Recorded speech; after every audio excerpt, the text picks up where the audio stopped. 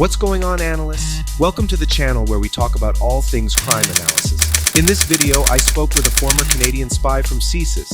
Let's go ahead and get started.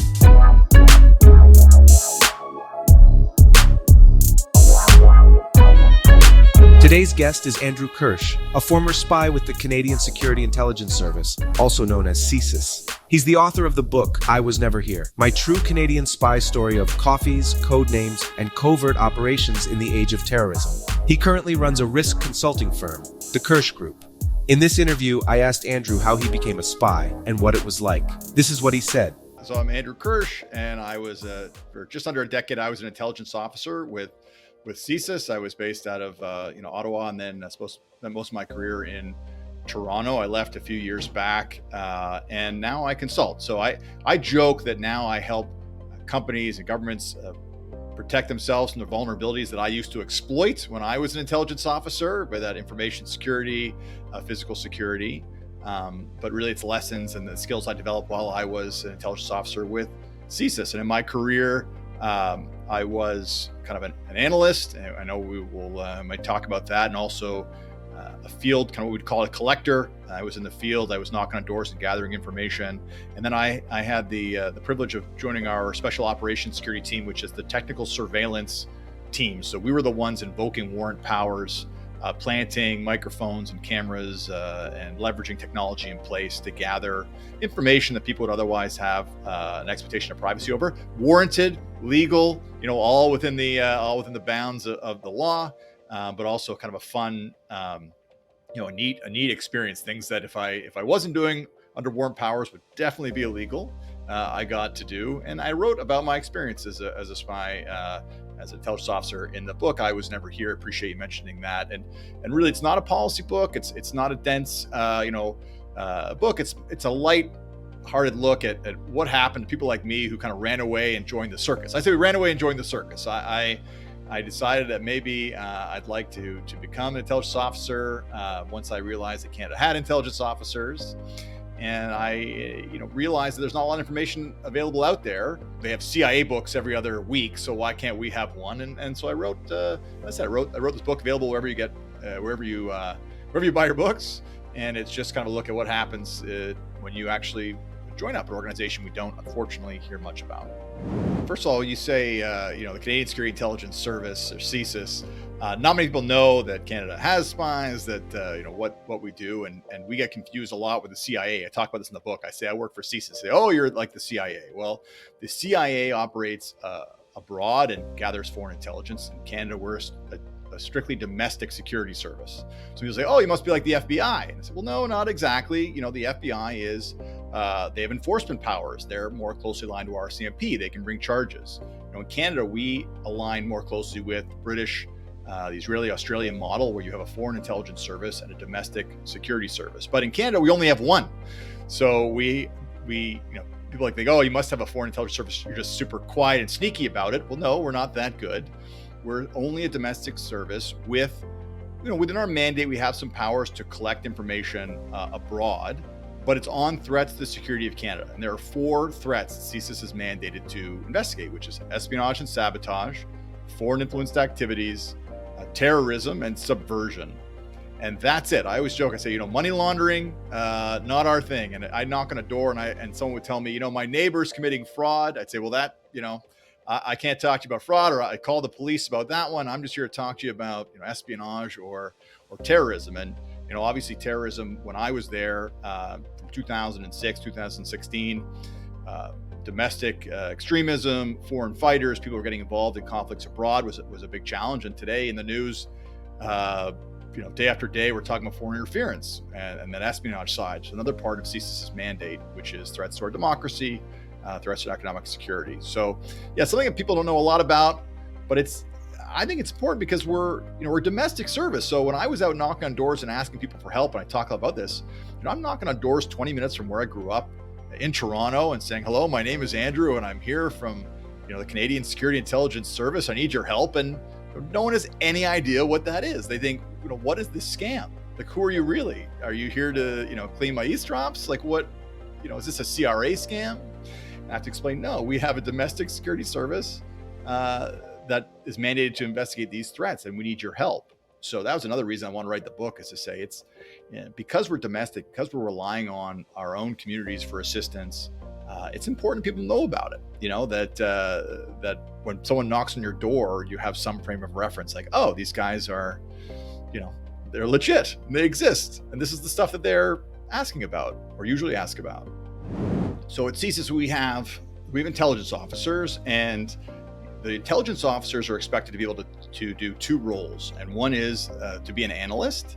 And that is largely in the intelligence officer world, that's kind of behind a desk in Ottawa, overseeing a national security investigation, reading the reporting that's coming in, open source reporting, dealing with the specialists, field collectors, other agencies, and kind of overseeing this big picture, looking for information gaps, intelligence gaps, then tasking the regional investigators or foreign services or wherever our partners are to fill those gaps. So you have this, you are responsible for that big view, looking for gaps, reading reports, and tasking out.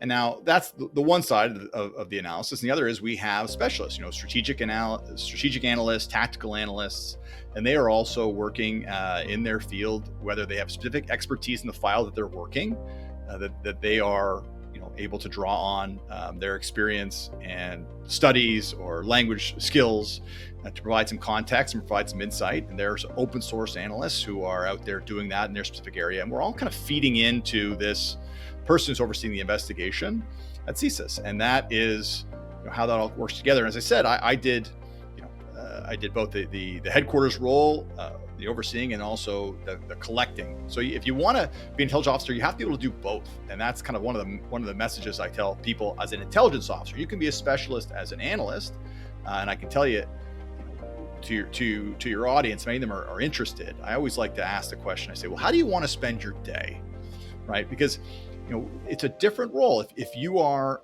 comfortable going out, being a social butterfly, knocking on doors, you want to go have coffee with people and collect information, that can be a lot of fun. It can also be very, very stressful, and it can be challenging. Some people prefer to say, no, I like to be the one who's reading all the information coming in, being responsible for the case. I want to be the one who really knows, what's going on and look at the granular level, and pick up these clues and sort this stuff out. And those are different roles and responsibilities. So, I was also, if you get to the book, I was an analyst in terms of being a policy analyst, which was, I reviewed our human source policies to make sure all the field collectors were adhering to the rules and responsibilities of, guidelines that we have at CSIS. And that's another kind of analyst role, which is reading reports and saying, well, if you want to do that with your source, you got to get this kind of approvals, or you shouldn't have done that with your source, so we're going to have to write this kind of memo. I know it's broad. It CSIS kind of blurs what analyst means, but there's lots of opportunities for whatever kind of your focus is. So for anyone thinking about I want to be an analyst, I really say, what are you really interested in? How do you want to spend your day? And then what is your area that you're really curious about? Is it financial side? Is it open source? Is it OSINT? Is it as people love policy? You can get pretty granular there too. So first, when I was a collector, intelligence officer, and I was knocking on doors, we'd say that we try to do as much analysis as possible to understand who's on the other side of that door that you're knocking on, right? We want to understand if the people who, what we're looking for is people with access to information on threats to the security of Canada, right? So I want to make sure that this person has access to threats to security of Canada, and that they're willing to talk to me about it and not going to go around and tell everybody else that, oh, CSIS was here to talk to me about it. So I tell, a funny story that's not in the book is I did a background, and I was interested in an individual who I believe was of concern, and I found his ex-wife, and I thought, oh, she'll be a good person to talk to. Might not be as, might be willing to chat with me. And I found her address, and I went to go knock on her door and say, hello, my name's Andrew, and I said, I think I have some questions, and I have a national security investigation I could use your help with. And she said, oh, absolutely. Please come on in, happy to talk. And I opened the door, and sure enough, her ex-husband was there too. And I thought, well, okay, we're going to have to figure out what exactly I'm going to talk to this person about now that every line of questioning I had is about the person who I definitely don't want to let know that is a loose subject of investigation or someone I'm chasing down. So you can have every idea of what you're there to talk about, who's going to outside that door, and it might always happen. And I tell the story in the presentation of when I was in our special operations unit, and they told us, with plans, they said, you get training on how to be this special operations unit, this team that will be sent in to do these operations. And the lead trainer on my course, he said to us, and I say not more flowery, colorful language, that we will not be messing with you on this course. We will not be putting any arbitrary traps or tricks or roadblocks in your way, because we believe that life happens.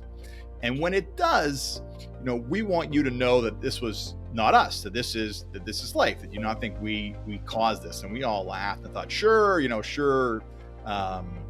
that's the case. This will be easy. They're not going to mess with us. And I say, our first special operations training exercise, we're going to break into a condo building. And it's, the owner had given us the right to break into it, but obviously the neighbors didn't know. And the building, people would have called the police if they thought we were up to no good. And we're in a van, it's 2 a.m, and we have our dark hooded sweatshirts on, and we're all excited and we're ready to go. And there's this narrow pathway to the back of the door. And we have a key, and we're going to go from the above ground parking lot in the back of the building to the building. And my friend took 2 steps out of this van just off the path and stepped in a huge pile of dog poop. And they could not have placed it there if they had tried. And of course, you cannot break into someone's home and track in if they don't want you to, you don't want to let them know you were there. Big track, a trail of poop, and you certainly can't leave that smell behind after you go. So you go, okay, well, everyone back in the van. Let's figure out a new plan. You take your shoe off, you leave that with the driver, and you come up with a new plan. And I found in my career, maybe not as dramatic as that, but rarely would a plan go from A to B to C to D. But somewhere around A to B, we went, okay, we're going to need a new plan here. We're going to need to figure something out. And, I always joke when people ask me about the movies and the TV shows, or do you like the show and don't like that show? I just say that any plan that goes from A to B to C, I just find that so unrealistic that it's hard to track. I imagine the same way as doctors watching medical shows, but it's everything always gets messed up. It's usually no one's fault. Life finds a way, stuff happens, and you're figuring it out on the fly. Well, it's a great question. I get asked that a lot, and I don't think there's one particular type. So that makes everyone feel better. There's not. I hate lying. Everyone's like, oh, you must be a great liar. I hate lying. I'm not good at it. You can tell if I'm lying. So I have to be as authentic as possible. The key to it is you find a way to be authentic in your career, so that if you're a nice person, and I consider myself a nice person, I'm asking for someone's help, that I can say, I can't tell you why I need it, but I definitely need your help. It's important. We're a team, and you kind of, when you're authentic and you say that with purpose and meaning, you don't have to be like the movies, a jerk and be someone's face. Some people, that's their style because that's their natural style. But if it's not, don't worry about it. When I couldn't tell somebody something, I would say, look, I cannot tell you that. There are reasons why, and they would generally accept that, right? That, okay, well, at least they're being honest. But I would say there are kind of, for the 2 roles of the intelligence officer, one is absolutely this ability to go out as a field investigator, as a collector, that you're knocking on doors and you're asking people for help. And there is a kind of a comfort level with doing that you're kind of, quick on your feet.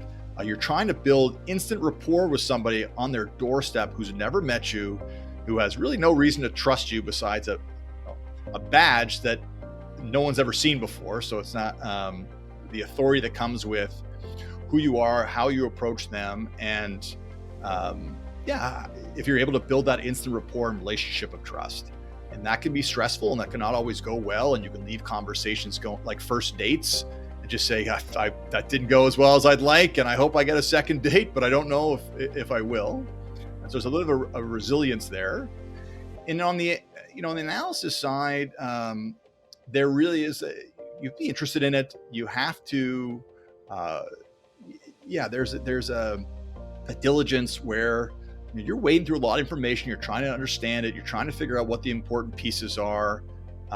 You are synthesizing a lot of information and trying to present that to either up or to others in a concise way, as specifically as possible. What do we know?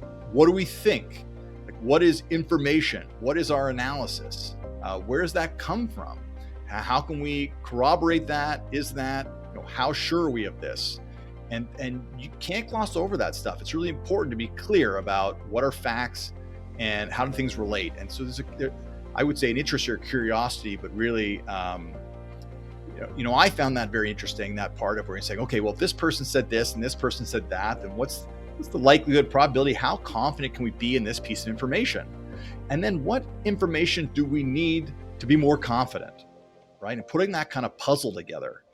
So that, and being able to write that in a report. So this is where it gets really tricky for intelligence officers. You can be great at going out and talking to people and having coffee and making best friends, but if you can't write that in a report to synthesize what you heard in a systematic way, it's tough. Yeah, that's tough to use. And on the other side, if you can be great at synthesizing, but there's a part of being able to go out and work with others and collaborate with either people outside the service we're working with or your own team. How are you tasking your people? How are you articulating your needs? So people are going to have strengths and weaknesses or gifts and challenges to how they are. I don't think there's a one size fits all. You definitely get better as you go. I was, better in my last days than my first days. We were talking about this before quickly, and sorry, this is a long answer, but it's a little bit about ego, right? And you kind of have to put it away. Sometimes the movie says that we have these hyper competent people who can go out there and do things all by themselves, and they'll figure out the case. And James Bond will be a sole surveillant, and he'll pick somebody up at the airport and he'll follow them to their house. Well, surveillance is a team sport. It takes a lot of people to follow someone around and do it well. And working investigations is also largely a team sport, whether you are the analyst who are tasking numerous investigators to collect, whether you're an investigator relying on your analysts for research on what you're supposed to go and do and get, that. So you kind of have to put your ego away a little bit, and you have to be able to take direction. You have to be able to give direction. You have to be able to collaborate, and learn as you go. I joke one of my strengths was being able to say I don't know, and I'll get back to you. I don't have that answer, but I'll see what I can find out. That was never worried about being foolish. I did have a trick, because sometimes people assume CSIS folks know everything, right? So you'd have this. Someone would say, I'd be in the field, I'd be having coffee, and says, well, you probably know this about so-and-so. And I had no idea what they were talking about. And so I'd say, well, yeah, of course I know, but I want to know what you know about it. So why don't you fill me in on everything that you know about it, just so I'm sure we're on the same page. So you can also have some tricks there too. But I found that some humility and being able to work collaboratively with others, leverage other strengths. Yeah, maybe that's a big, long, windy answer, but the short one is anyone can do it. And you just have to figure out, where hammer your strengths and get others to help you with your challenges. I was last year of university in 9/11 when the terrorist attacks happened in September, in 2001, and I was figuring out what I was going to do with my life, and then I ended up living in London, England, working in finance, and I was there in 2005 when the bombs went off on 9/11. So this was kind of an age of terrorism, and that's when I joked that I first Googled, how do I become a spy, and does Canada even have spies? And I knew nothing about it, so I didn't grow up kind of very familiar, and I didn't go to school in Canada. I didn't kind of study it at all, but I felt this kind of call to serve, that there was something bigger going on in the world and that I wanted to be a part of it. And there's a generation of us. I talked to my colleagues, I'm still in touch with a lot of friends that were similar. We were from all different backgrounds too. I was in finance. There were teachers, there were social workers, there were people right out of school, military, second careers. And we just felt something was happening, and we wanted to serve and get involved. So I kind of stumbled upon it, and we all did. There were definitely some folks who knew what they were doing more than others. I was in the I don't know what I'm doing camp, but it was a kind of a great time to be there, right? There was just a bunch of folks who felt something going on, and we were there to get involved and help out. I think, that's still the case. People ask me all the time is, if it changed, what about the job change? What about the mission change? And the reality is it didn't. I changed. I was 10 years. When I signed up, I was like 25. And you want me to go relocate to Ottawa where I don't know anybody? Sure. You want me to go work in this windowless office for 2 years and read memos? Sure. Okay. I was willing to go anywhere, do anything, just to be a part of the team. I was a low level, entry level, and I'm here and I'm being a part of it. And then I got married and I started to have a kid, and it was 10 years on, and my priorities of I don't want to relocate, and I'm looking to put down some roots, and I kind of did 10 years, and it was a call to service, and I served. And there's other ways to serve. So that's where I changed a little bit. I think the career, the mission, the responsibility of it all, the challenges, the fun, like it's all still there, and I didn't do everything I wanted to do, but I got to do a lot, and I'm proud of the work I did. I'm proud of the organization I was a part of. And I was ready for me to move on. So, I stumbled across it. And then when you do that, you realize, oh, am I going to do this for 30 years? Like I just kind of not a whim. It took me 18 months to get in, but I kind of went, you know what? It's time to leave, or I'm going to do it for 30 years. And 10 years felt like a good time to leave. It is fun, and it is also government work, and it can be bureaucratic, and it can be soul destroying at times. And, it can be all those things. And when I was in special operations, it was 90% of planning and approvals and prep and paperwork, and then 10% of 5% of fun. So not all fun and games. Absolutely. And I think that's another reason I wrote the book, is to say, like, it all sounds fun and we ran away, and then you realize, oh, wait a second, I have to lie to everybody I know about what I do. And I have to, for 10 years, I'm super weird at dinner parties when, say, people come up to me and say, what do you do? And I work for the governments, and try to change the subject and get out of it and be very awkward about it.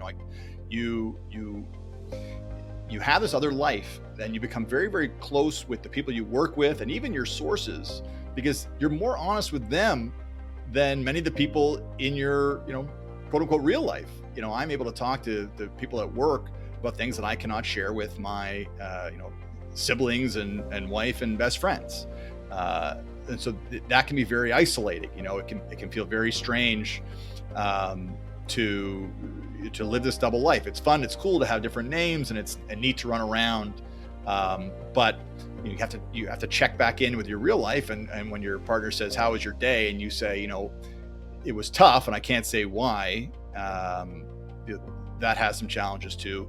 I spoke a little bit about there is the bureaucracy.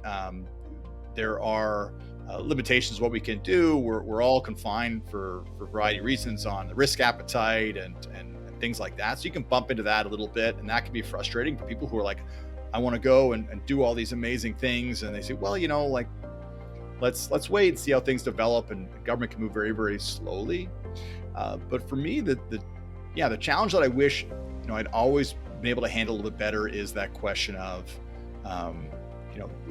what do you do? What is the balance between telling people in your life what you and where you work? The line kind of is that the CSIS is not a secret organization; it's an organization with secrets, right? That there is that's a public. When I go and knock on doors, and I have a badge, and it says, "Hello, my name is Andrew, and I work for CSIS," and I'm showing my real face, and then at night I'm lying to everyone I know about where I work and what I do. I don't know if that. I never was able to reconcile that in a way that made sense to me, and I think that people going in will have to figure out what that balance looks like, what that discretion looks like. You know, it's funny. I'm probably a better recruiter now that everyone knows where I used to work, because now they come to me, oh, Andrew, I hear you work for CSIS. I'd like to talk to someone there about something, and I can send a referral. But we were building relationships of trust on doorsteps with complete strangers. And I was not leveraging the existing relationships of trust I had with friends and family that also might have been helpful. And the one thing I say to folks too that they might not consider is it's not fun to lie to people, right? And say, oh, you must enjoy lying. It must be, it's not fun to lie to people. It's not nice to lie to people. I never liked it. The challenge is that once I told somebody the truth about where I worked and what I did, then I asked them to lie for me. And that's almost worse. And I felt that was a tougher burden to give to people, that then they would, when someone asked my brother, what's Andrew up to these days? And he's go, well, he works for the government. I don't really know. And you don't know what your brother does? Well, and he's got to do a song and dance that he didn't sign up for, that he didn't ask for. I felt bad about that. Right. So I was also in the back of my mind saying, if I can do a bit of a wink and a nod and say, well, I can't really tell you that, or yeah, let's just say it's a little more discreet. That was probably that's where I ended up. I wish I kind of started there. And that would be just a real challenge of being a domestic intelligence officer. That's, as I said, separate from when you're doing maybe law enforcement or other analysts, and for your viewers on the civilian side, that just adds a bit of a layer to it. So you get to see some cool things, things that don't make the news, but they're lifestyle challenges, and that can get a little tiring after a while. We're not investigating crimes, right? So it's not like a crime has occurred and we're going to go solve it and we find the person and there is like this final, finality to it. Some investigations can go on. A lot go on for many, many years. Somebody rises to the threshold of threat to national security and they can stay there. And we don't know if it's going to be a rise to something where we need to inform the RCMP or other bodies about it, or if we just need to keep an eye on it to see if it just goes down and threat de-escalates. So there's not always that great cathartic conclusion. Very rarely, you see in the news there, the Toronto 18 was obviously a case that kind of came to some sort of conclusion, and the Via Rail, which plot that also was just still ongoing. And I didn't work those cases tangentially, involved to a couple cases that had that, but didn't play a big role. It's almost rare that you have that case closed, feel good, moving on. For me, it was kind of a series of small victories. We would have these special operations that you would plan for a couple months, and you would pull them off, and you would think, I can't believe that worked. That I can't believe that all the things that popped up, that we were able to still accomplish the goal. I talk in the book about the case of a file that I closed, just where we had somebody who we thought was going to be, want to be a foreign fighter, was going to go overseas and potentially to join ISIS and cause problems overseas. And at some point we felt that person was not a threat, that they were a lot of talk, that they had been associated with people who were a problem, but those people were kind of neutralized or taken out of the picture, and that we determined that our resources would be better served elsewhere. So I closed this file, and I thought about that guy a lot. I closed the file. Well, geez, I talk about it when I speak, that something happens in the world and there's a terrorist attack anywhere. I tune into CNN, I'm looking at Twitter, I'm trying to figure out what happened and who did it. Because I still think about my guy, the file I closed, that maybe years later he got radicalized again, or maybe, took a different path. And if we had done more, I still, many, many years later, have some threads that I don't, for me, it's more kind of, I'd say unclosed than the closed that I think about. It's I hope none of those people, those cases that I worked were hanging around, that they pop back up. And I've been out for many years, so it's probably a different way than the police, where you don't always get that resolution, right? You don't always get that. We worked really hard, took years, and now we're done. For me, closing a file meant we were no longer watching this person. Here's the thing, and maybe this is to the folks. The neat thing, let's see how to put this.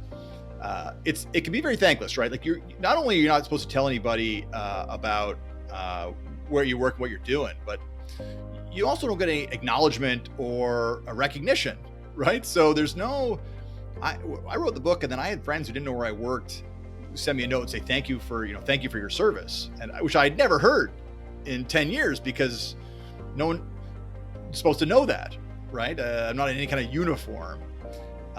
So what I got out of it, which I really loved, and this is me, is that I kind of liked, it was 2 a.m, 3 a.m, and we were out doing a special operation. We were working a file, and I thought, like, we're out here, everyone's sleeping at night, and it's nice and quiet, and I'm going to keep it that way. And I felt this kind of quiet satisfaction that, you know what, you guys get to sleep, and I'm out here, and you don't know that I'm here.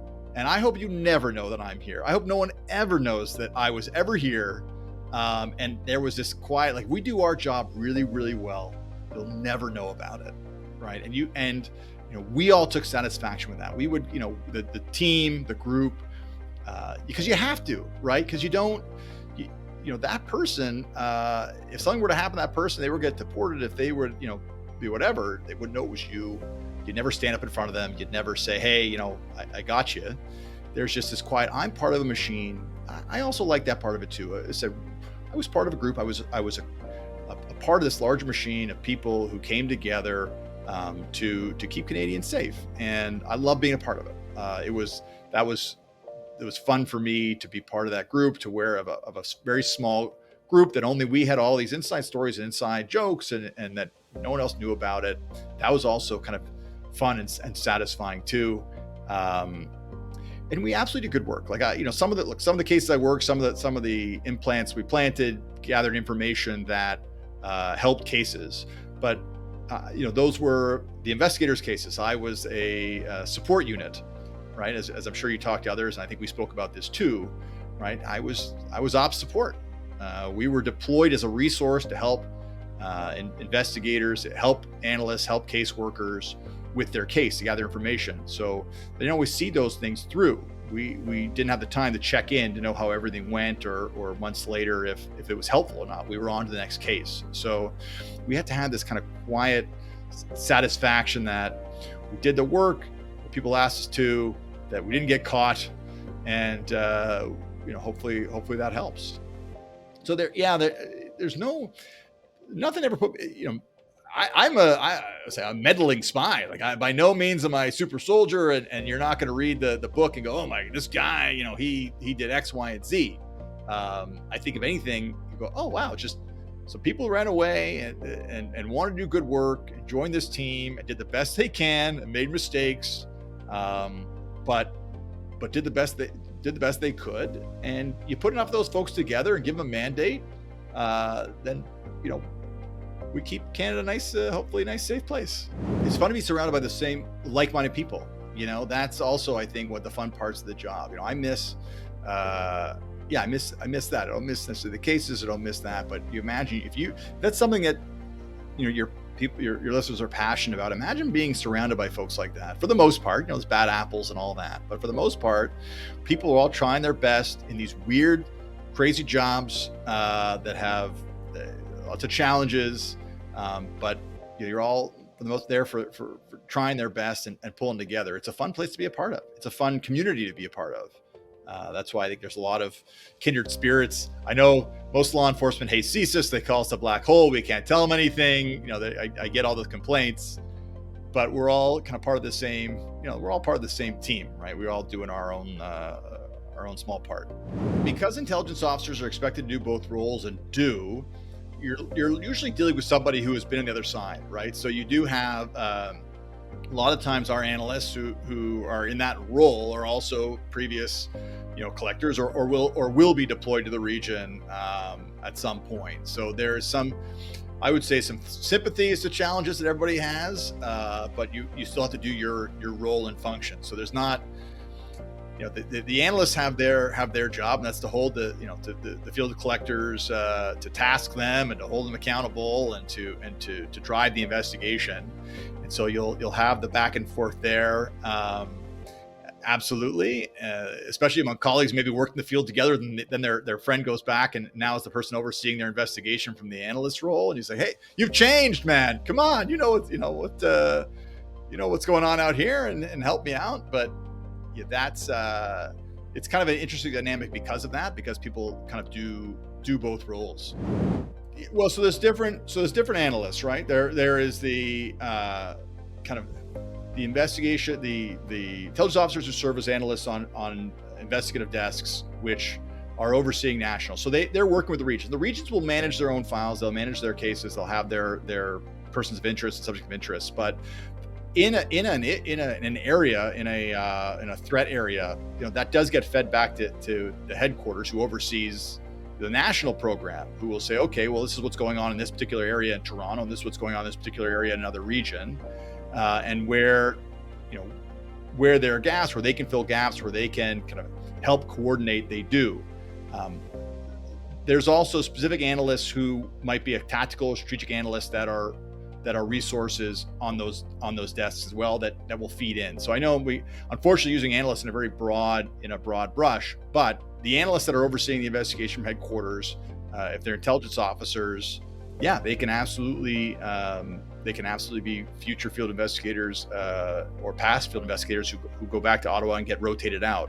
The one thing about being an intelligence officer with CSIS is you're constantly changing desks. You can be mobile. They can move you to Ottawa or to regions where they need you.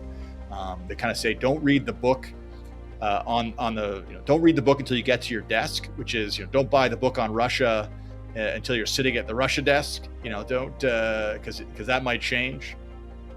That's a great scene in Charlie Wilson's War where he's yelling about, and I learned Finnish and I'm not going to Finland anymore. Don't do that.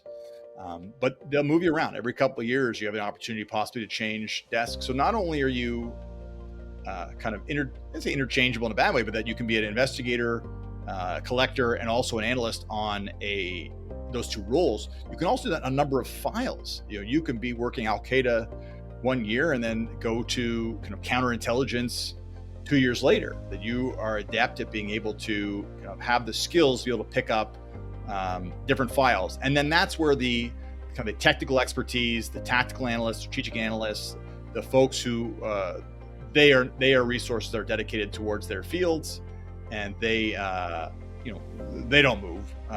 Just us generalists move around.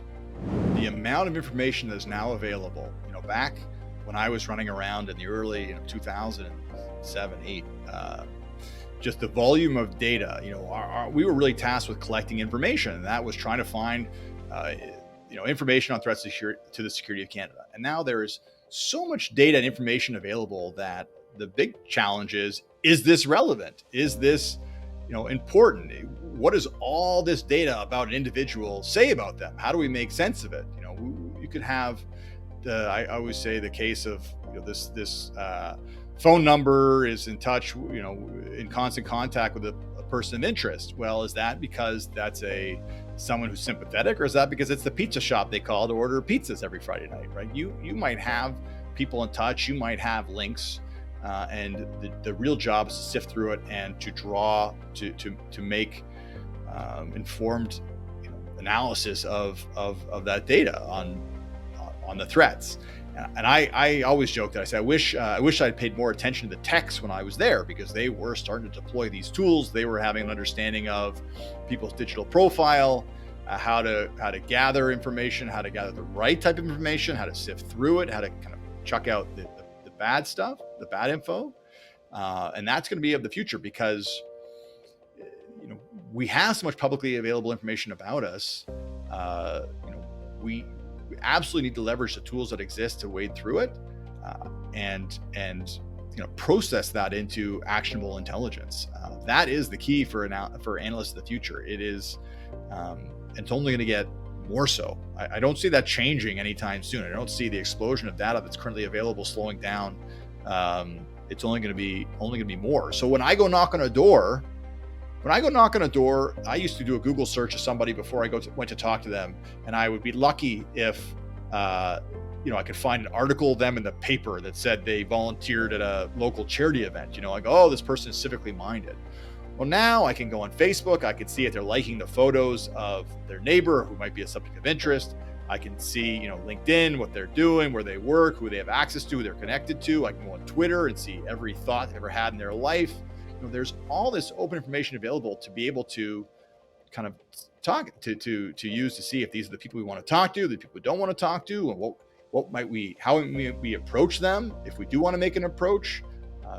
What level of caution should we have about how connected they are to a subject of investigation or a person of interest?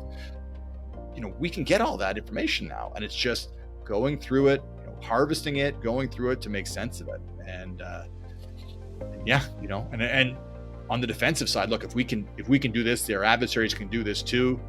With hacking and phishing, they are social engineering approaches to talk to us, to make their approaches attractive, to target people that they know have access to information, and it's happening against us too. So, analysts, not just for targeting, but also for defense. How are we vulnerable? What is our threat surface? What information are we putting out there about ourselves or being collected about us that can make us vulnerable? And that is very important to understand as well.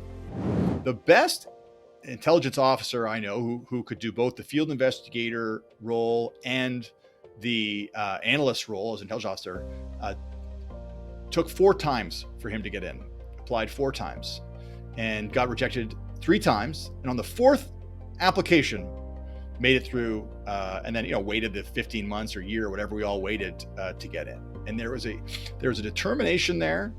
There was a doggedness to him there, and that served him throughout his career, which was, there's something missing, or I have to chase this down, that he had that made him great. And it was the same traits that let him stick with applying 4 times, and it made him a great analyst. So it is. And I think it's we all ask, I'll say this too, and I've experienced it in private security, right? We can all ask the first question and get the first answer. Well, we need to ask the second question. So if I tell my analyst, I say, hey, I need to know who the director of this company is. And they say, okay, well, on the website, it says here's the email address is info@ this company name.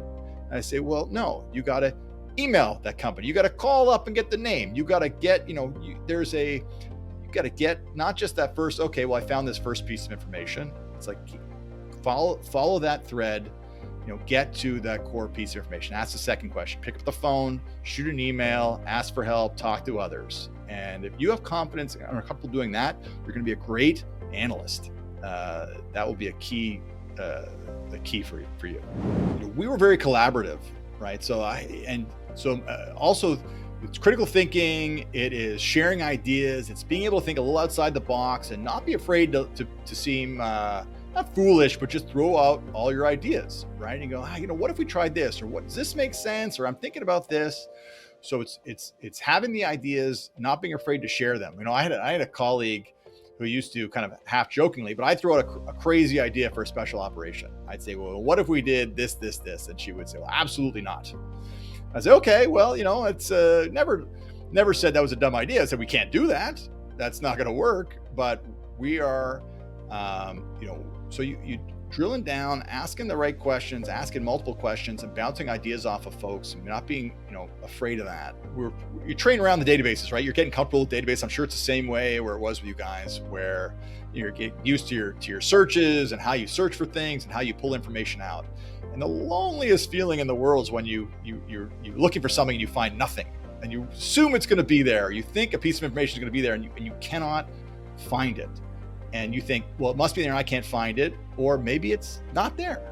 Maybe that actually isn't, something you think is going to be there isn't. Right? So it's doing all you can. It is thinking through the steps, thinking through the analysis, and then talking to others. Hey, I thought I find this way, or I thought I went this way, or I this is the process I went through. And the other person, well, no, I don't, that sounds right to me. Maybe there's nothing there. So yeah, there's both the digging, the critical thinking, and then kind of a confidence and comfort to share that. This is the balance, right? As my old boss would say, timely and relevant, and you're not going to always look. If you have a smoking gun, it means the gun's gone off, right? Like we are trying to provide advice. We're trying to provide advice to make risk-informed decision making, and sometimes that's partial information. And if you can caveat it, if you can explain how you came to the conclusions you came to, and you can and paint the picture, to be timely is also important, and to make sure that it gets to the people in whatever form it is. So that's absolutely a challenge. I don't know you. I rarely wrote my reports. I rarely had an interview where I left the interview and went like, I got everything I needed there. I had to call the person back up, ask a second question, keep digging, but you do your best to provide timely and relevant advice that can be actionable with all the kind of caveats and restrictions around this is what we knew at the time. And sometimes those are snapshot in time assessments, and that can change. And if you're working with people who kind of get it, they'll appreciate that. Okay, well, this is the information we had at the time, and that can evolve. More information can paint a more complete picture, and can also change the picture. All of a sudden, when you're dealing with people too, right? Like people change, people do weird things. People say things when they think they're in front of people. They know they're being, don't being recorded. Say things to other people when they think they're being recorded. So you're really doing your best, and you have to be able to, present that as clearly as you can. This is what we know. This is what we think we know, and this is what we think it means. And here's our advice.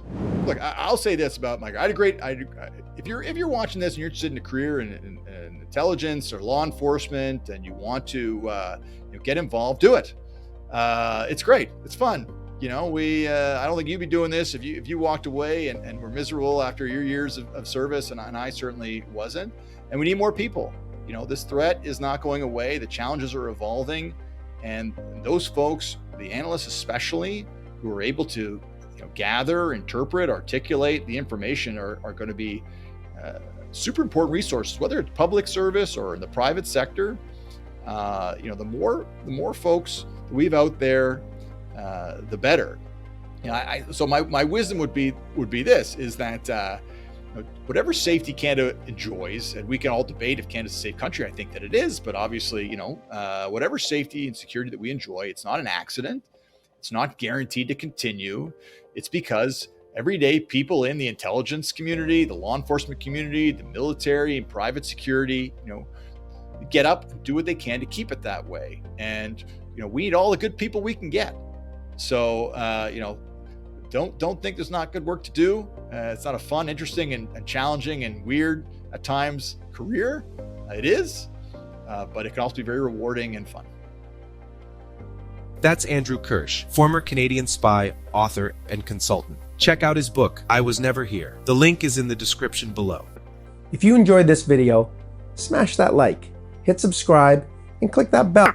And don't forget to share this video. See you next time. Thanks for watching this episode. Click here to watch our other videos and let me know what you think in the comments below. And do me a favor and hit that like. It really makes a difference.